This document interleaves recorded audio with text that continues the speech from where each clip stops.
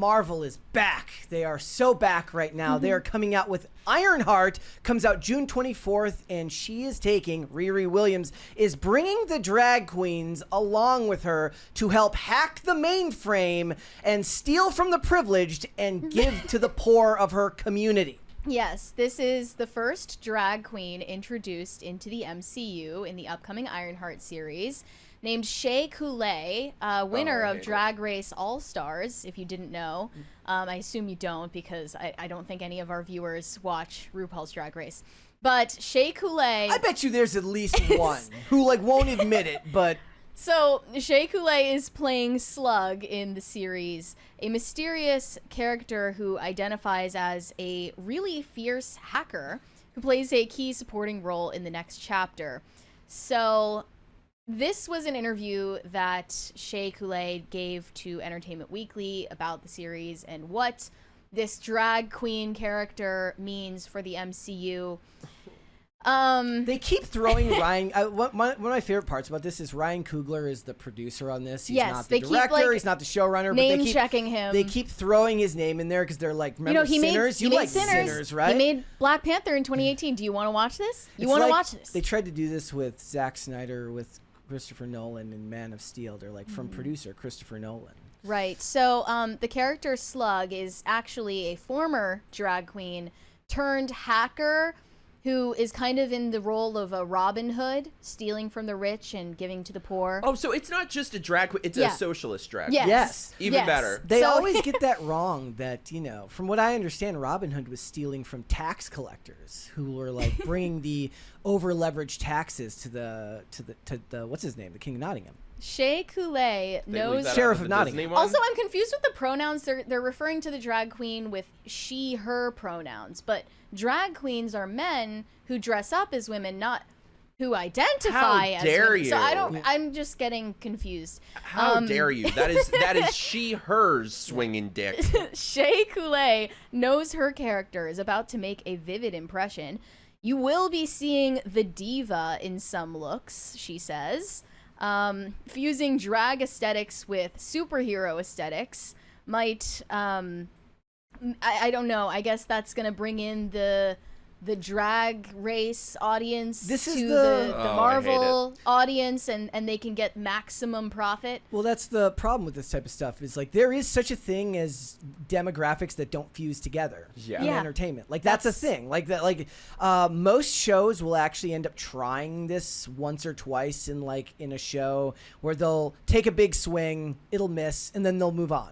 And that's fine. But when you're when you've only got 6 to 8 episodes, you don't really have room to swing and miss.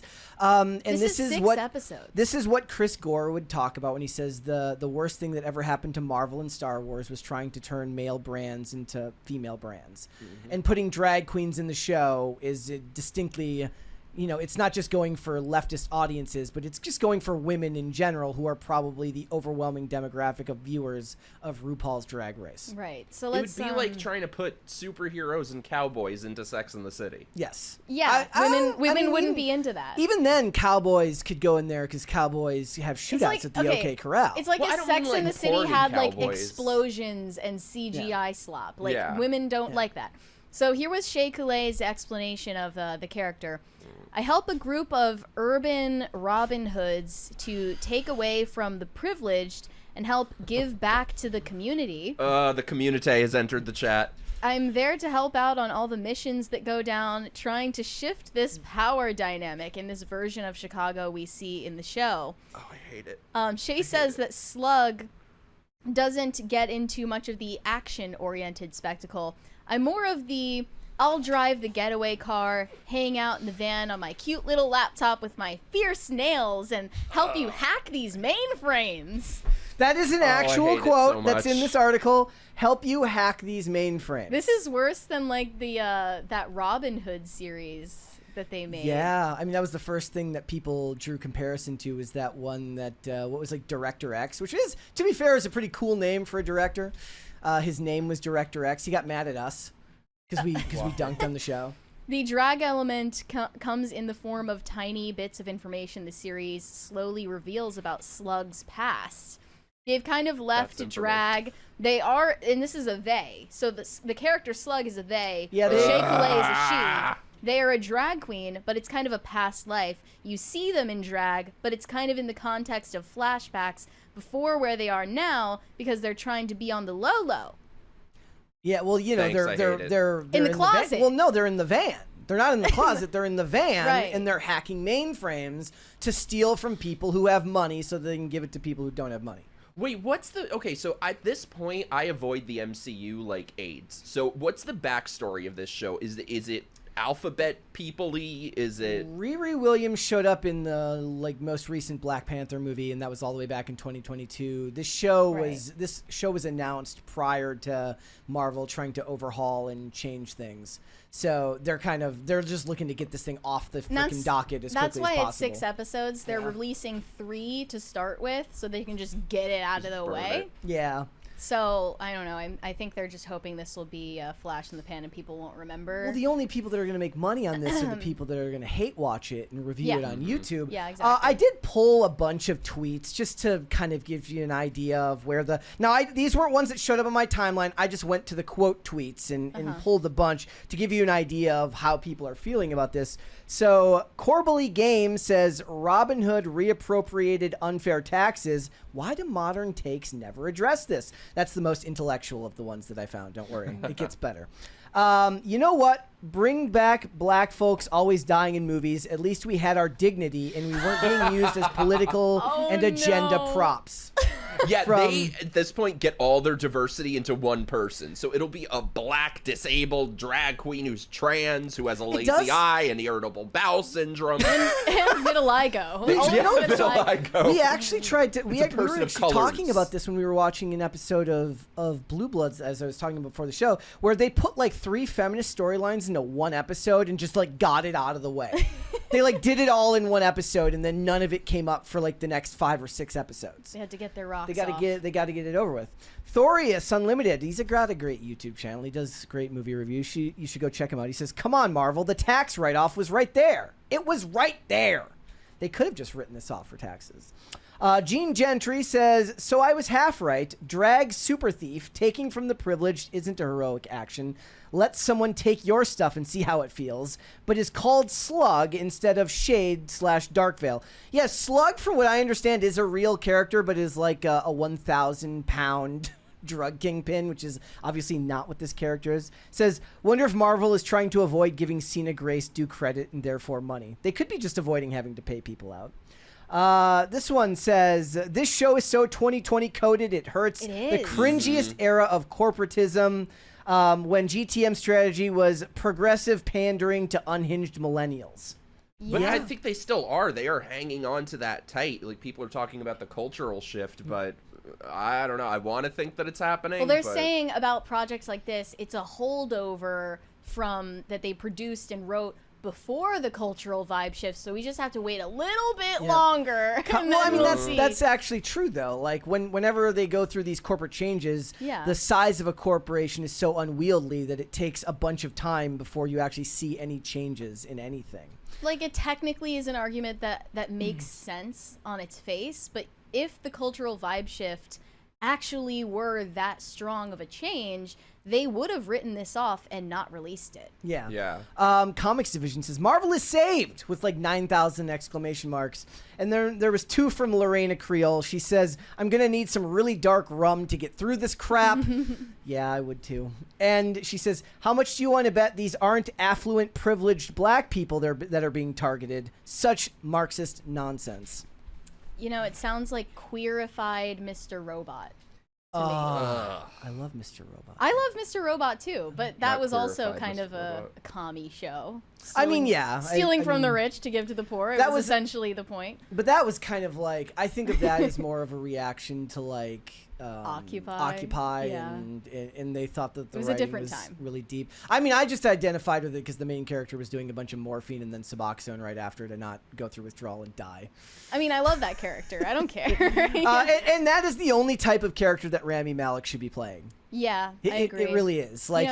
He doesn't. Didn't he win an Oscar for Freddie Mercury? Yeah. No, for playing Freddie Mercury. Freddie Mercury. Worst movie. Okay.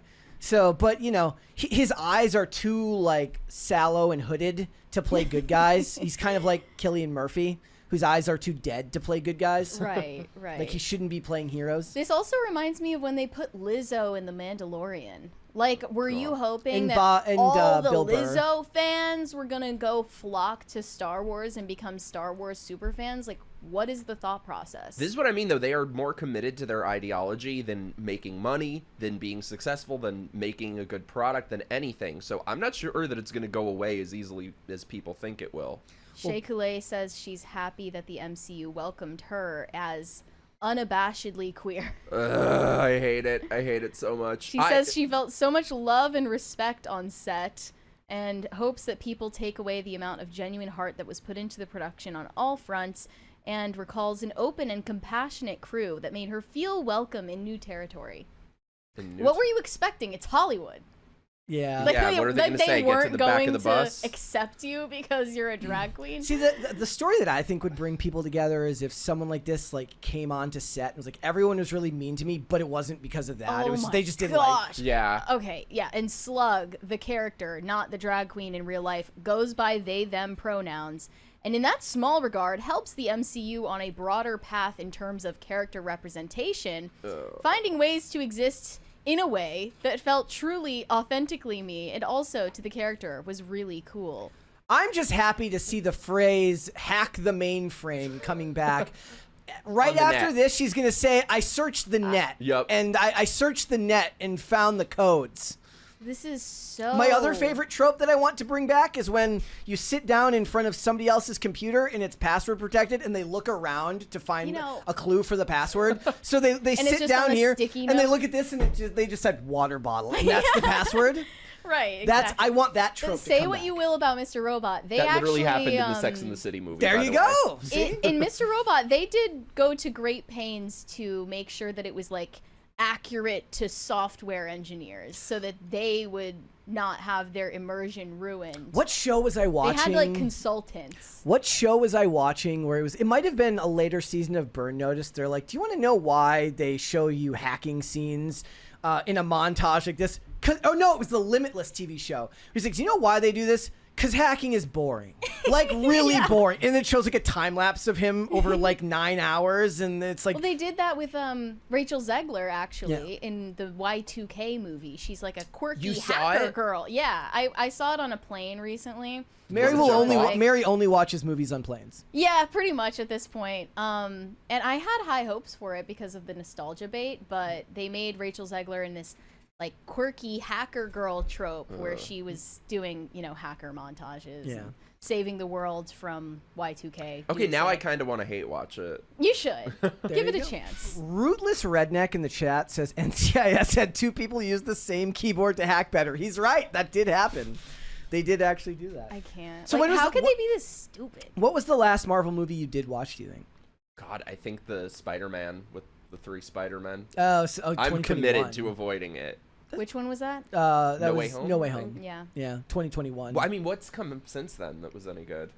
I mean, most of them are just slop that I don't hate but don't like, but like wouldn't watch more than once. The hardest thing to find now, I feel like, is a movie that you actually want to watch more than one time. Yeah. Like, most of it is like slop that I'll go watch in a theater and have a perfectly good time with, but then I'm never going to rewatch it. Like, it's literally for the benefit of seeing it on a very large screen.